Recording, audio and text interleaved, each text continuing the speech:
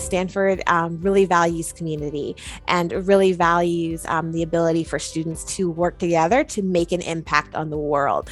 And that emphasis on making an impact on the world is why that spike factor and depth is so valued, right? The idea is that if in high school you're able to show that you can take your interests as a 16, 17, 18-year-old and make an impact on your community, that you'll be able to do the same as a freshman, sophomore, junior, senior at Stanford. So Stanford really seeks out those students who they know will fit seamlessly into this community. As well, Stanford values those connections between its students. And you can actually see this in some of the essays that are asked in the application packet.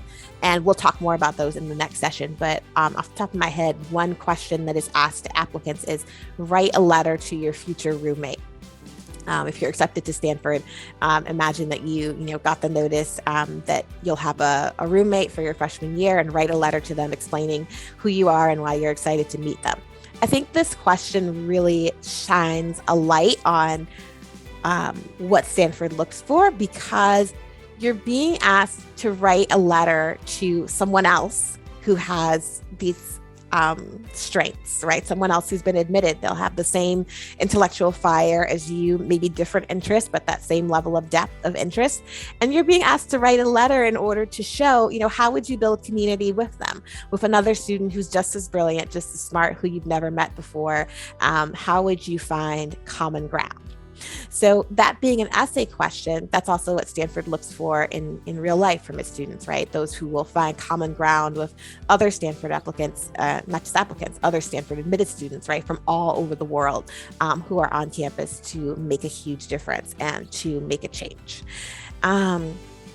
Stanford has many of its students have won extremely prestigious awards.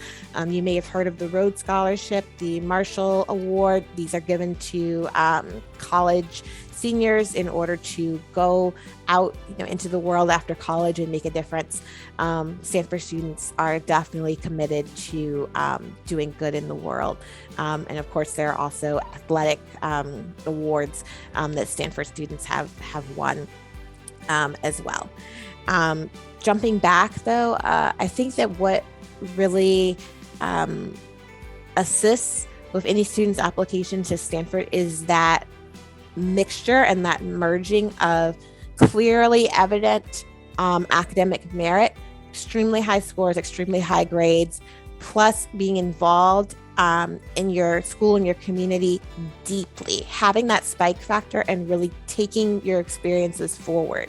You're not satisfied with founding a club, even though founding a club is, an excellent thing to put on your student resume, on your background. It's what have you done with the position that you have achieved for yourself? Have you gone out into the community to make a change? And that's really sort of 3 steps ahead, right? The first step is going from a member of an organization to a leadership role. The next step is doing well in that role. And then the third step is taking that excitement out into your community and really changing the world.